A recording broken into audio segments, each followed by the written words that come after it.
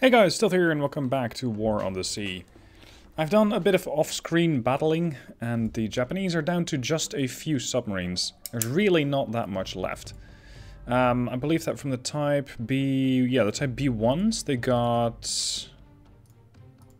well, they got a certain number of them. I think they have 3 of them left. The B2s are even worse. They only have 1 of them left, the I-40. Now... I have merged task forces, or whatever it was, 26, and the one from the Massachusetts. And we have an encounter, believe it or not. And they did this during nightfall. It's 1842, the Hornet is not capable of launching aircraft. And they probably know that. The encounter is with 2 destroyers, a light cruiser, and a battleship.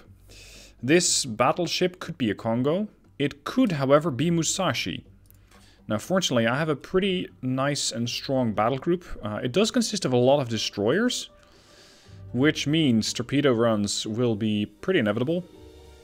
The rest of them are anti-air cruisers.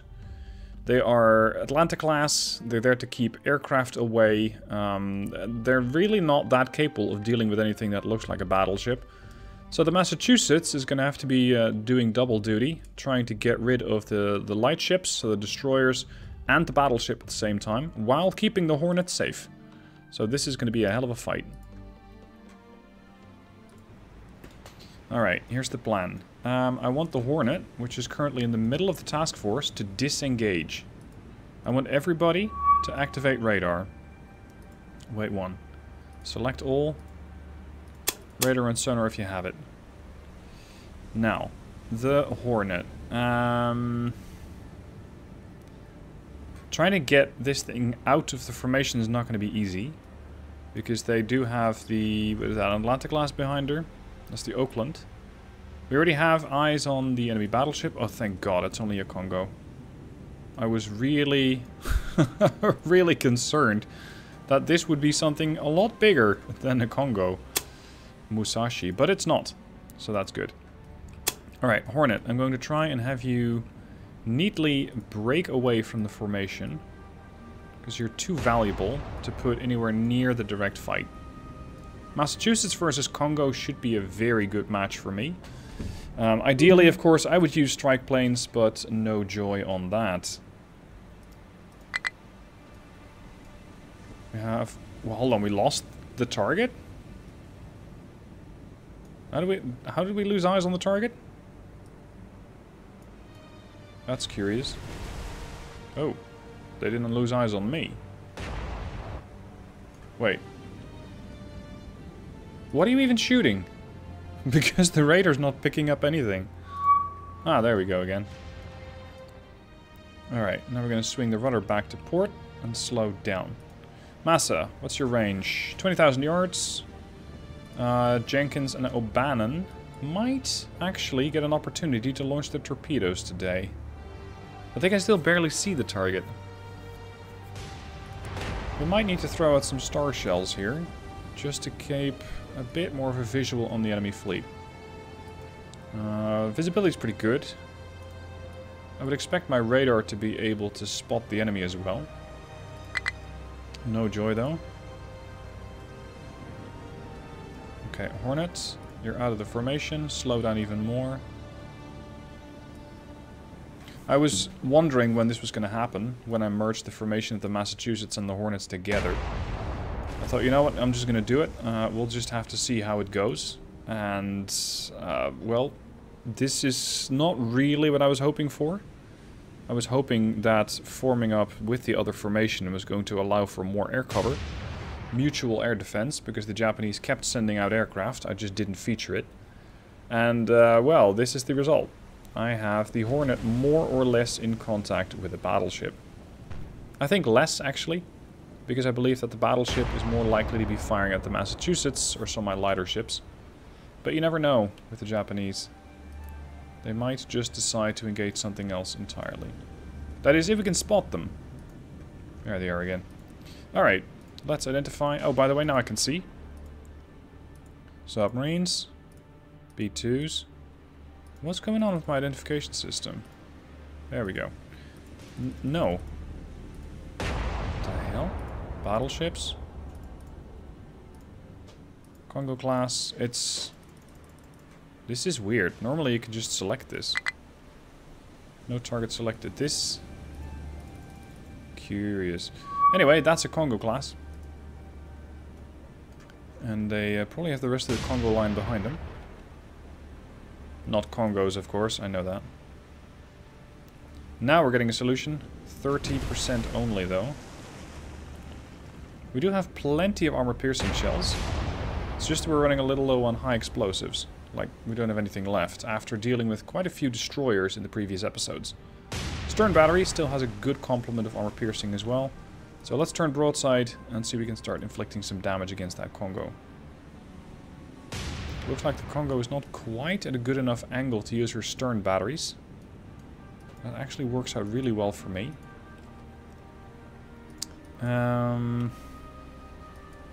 We could have a couple of destroyers going on the offensive. Yeah. I want the O'Bannon. And who's that behind you? The Strong. I want you guys to form up.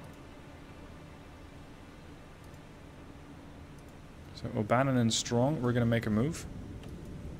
I'm going to move directly towards the target. At least initially. And after a while, we're going to turn. And potentially drop some torpedoes in that general direction. Because there's not just the Congo out there, there's more.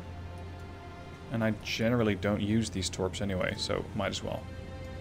The Jenkins can also join that div. So O'Bannon, Strong, and Jenkins. With the O'Bannon as the leader. Hornet is its own little division. And Hornet's gonna head the hell out of here. Full ahead. 32 knots. Now, the O'Bannon, the Strong, I need all of these guys to start lining up their torpedo solutions against this Congo. O'Bannon is already building a solution. Now for the Jenkins, there we go. Massachusetts so far has taken a minor hit to their secondary batteries and the funnel. How's the damage to the Congo so far, if any? Nothing. The Congo is the only thing we can see, surprisingly. I would actually expect that the radar would also pick up the other ships. I mean, there's 2 destroyers. Yeah, 1, 2, and a light. But they're not getting detected. O'Bannon, you're gonna have to slow down a bit there, buddy, because your other escorts, well, the Jenkins and the Strong cannot properly line up like this. So you, and you form up. Range 500. Okay, Massa, this one's yours. Finally something bigger than a destroyer or even a cruiser to shoot at. We are dealing with battleship caliber guns. Solution 40-ish.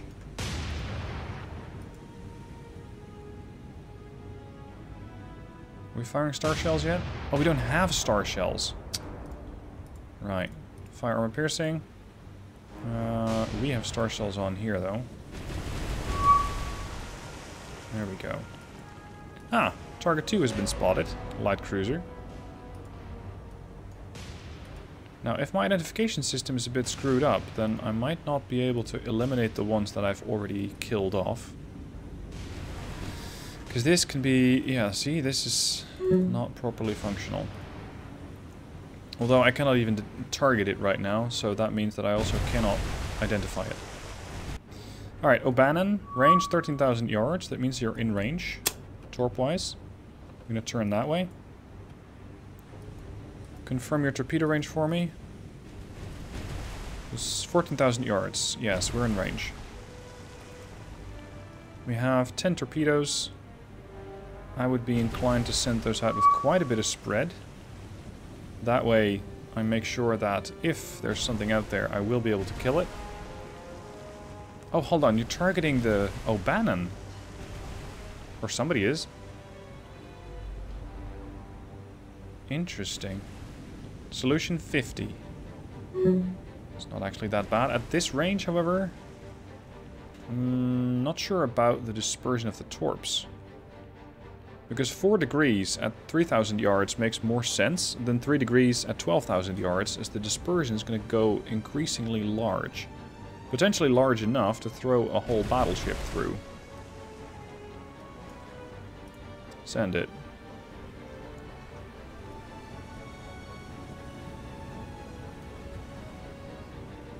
No?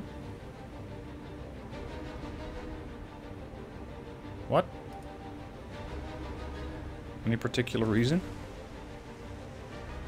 Looks like the torpedo launchers are just angled in that direction and then don't do anything. Okay. Curious. Is it because the Congo's heading away? Look at all those star shells. It might be because the Congo is heading away and the game is figuring out that my torpedoes don't have the range. Massachusetts has some small flooding in her bow. Otherwise fine. It looks like the Japanese might have figured that they bit off a bit more than they could chew. And that they're turning tail. So, O'Bannon, it's time to speed back up again. And just chase after the target. We can do 37 knots. They can do a mere 23. Or at least they're doing 23 at the moment. Battleship. Congo class. What can you tell me about their speed? 30 knots is what they can do. They're just not actively doing it. Range from the Massachusetts is increasing. The solution isn't that good. Look at that there in the distance. That whole field of star shells. Nice work. Have we inflicted any damage? No, we have not. Okay. How I would love an airstrike on these targets.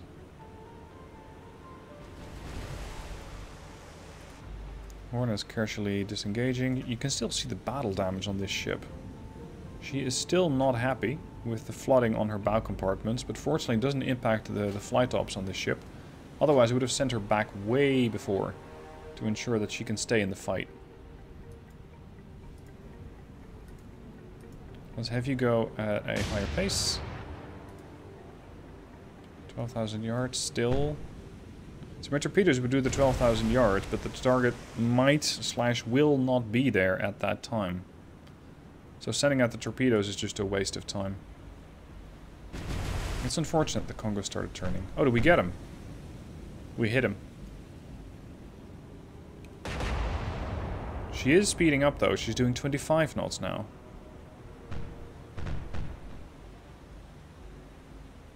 Where's the Massachusetts? Fine. I'm not too concerned about the safety of the Massachusetts. I'm more worried about what they're going to do to the O'Bannon when she gets close enough for potentially secondaries to engage or for the destroyers to start messing around. How bad's that damage? Minor. Nothing really too serious. Ideally, I would just send them back north, just scurry them away from the battle. And then, after a day or after a night has passed, I send out my air wing from the Hornet and take this thing out in a much safer fashion. Because I know that battleships on battleship fights are nice, but if you have aircraft carriers and you can make it an unfair fight, it seems like it's actually a much safer option to do that.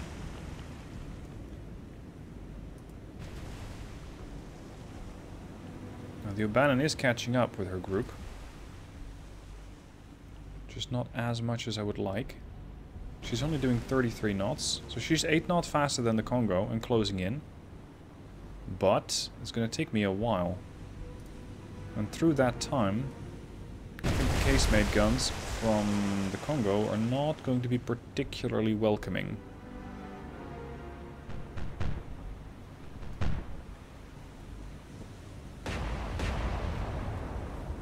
Yeah, she's only using her stern batteries.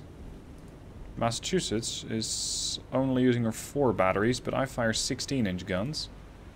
And you do not. You fire 14s, I think? Yeah, 14.2 inch.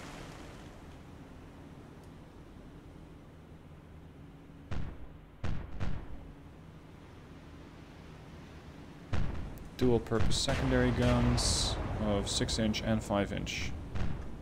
12 in total? Really? 1, 2, 3, 4, 5, 6. Okay. So if that's... Let's say that that's your 6-inch gun casemates. Are these your 5? These two, and these two? Maybe. Anti-aircraft firepower is quite well for coverage. I'm still not sure how much you really use this chart. I never really looked at it when I'm doing an airstrike. I just strike, period. Range is now 10,000 yards, 10,700. Still a bit too far away. Massa, if you can hit them in the engine compartments, just hit their engineering section, that'd be great. Because then the DDs are going to have a much easier time. You okay there? Yeah, you're fine. I'm going to do a slight turn. Ever so slightly to port. To sort of throw off their firing solution, if they have any. Because I'm not looking to get this thing blown out of the water. It's not that I cannot buy another Fletcher. I can buy plenty of Fletchers. But I much prefer my ships in one piece. Especially since resupplying and repairing or just sending in a new ship is pretty much an endeavor that's going to take a week of in-game time. That's how far away I am from the main base. 10,400 yards. Now, I can do 31 knots / 33 knots. The enemy can do 27 knots. My torpedoes can do 26 knots. Oh. Never mind that. I don't think we're likely to win this one. In the sense that I just can't catch them. Seems to be an occurrence that happens a lot. And we can't properly hit each other either.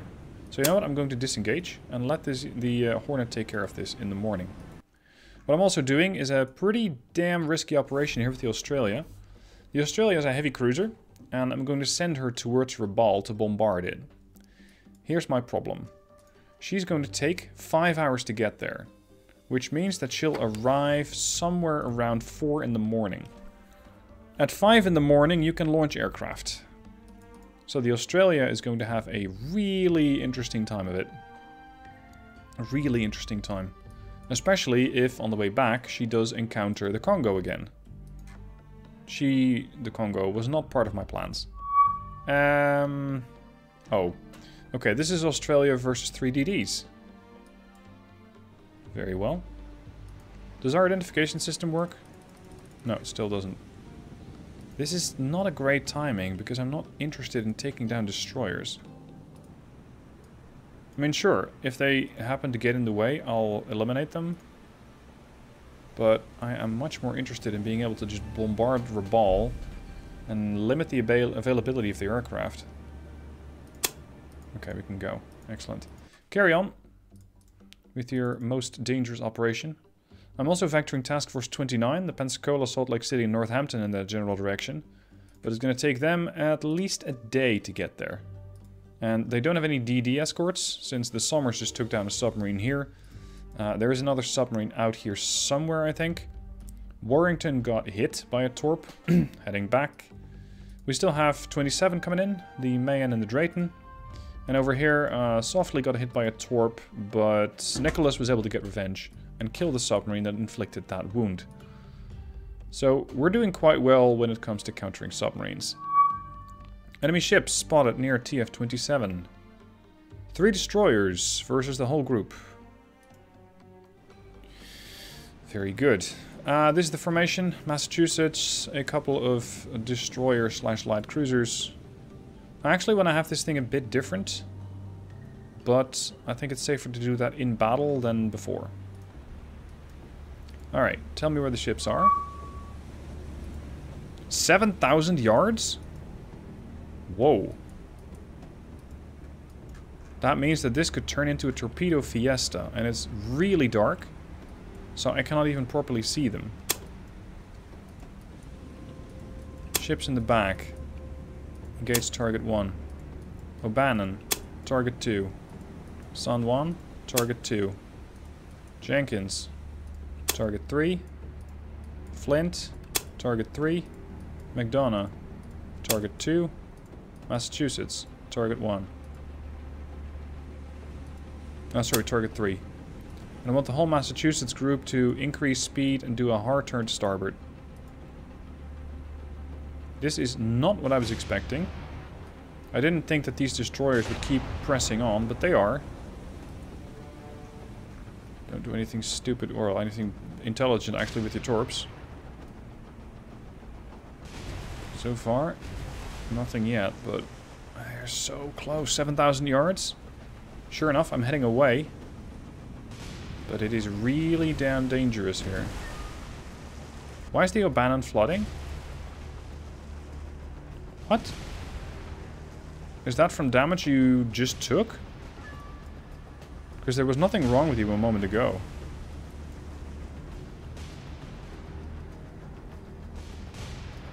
Now, I want you to start firing star shells. And I want the... Yeah, you're also going to start firing star shells. We're going to light these guys up. Now, in case you're wondering, firing star shells does not mean that we only fire star shells. It just means that we're going to blend in star shells with our normal armament. Oh. Massachusetts, would you know anything about that? Because that thing died really, really, really quickly. There come the star shells. Now, at this point, it means that I don't have all of my ships actually targeting the same unit. Everybody, focus fire on target 1. Is that a Momi class?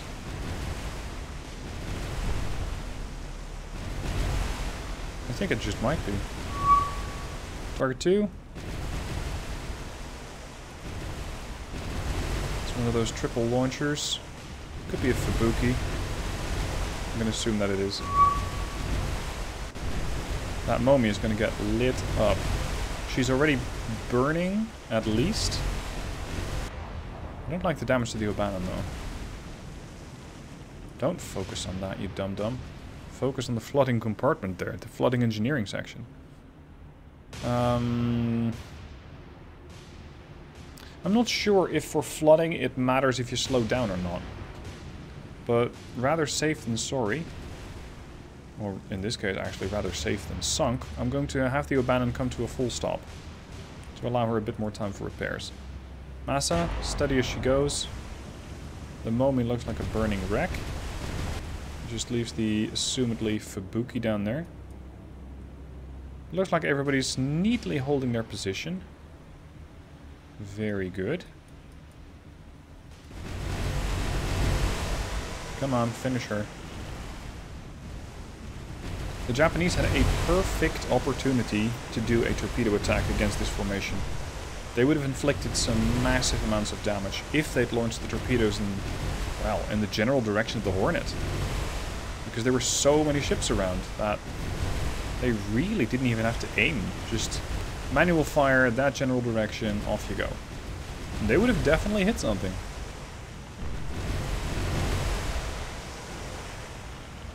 This thing is getting properly messed up.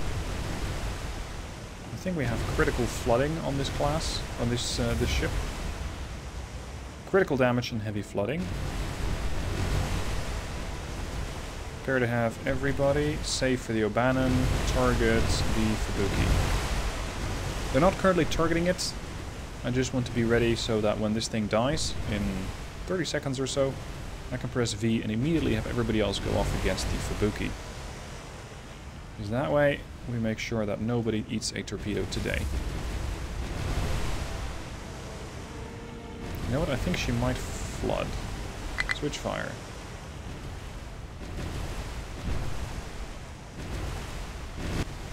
Now it's your turn. You're about to have a really rough time with it. There's a ton of incoming shell fire. The only thing I'm kind of worried about here is that my ships start ramming into each other. And that we're going to take damage from that. Uh-oh. Ceasefire. I think you just lit up the Oakland. She was firing too close from the Oakland and thereby firing all of her shells into the superstructure of the Oakland, leading to damage to the funnel, the bridge, the main gun, or one of the main guns, and the main firing director. So thanks for that. Try not to do that shit again. Fubuki? Not a chance. They're not even turning their torpedo tubes in this direction.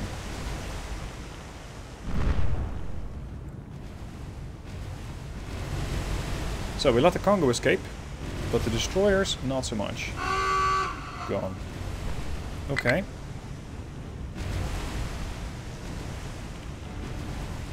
I'm surprised time compression is not available. There we go. Oakland. Your fire is under control. O'Bannon. Oh. You're not doing too hot. Oh, aside from the fire. Flooding, engineering damage.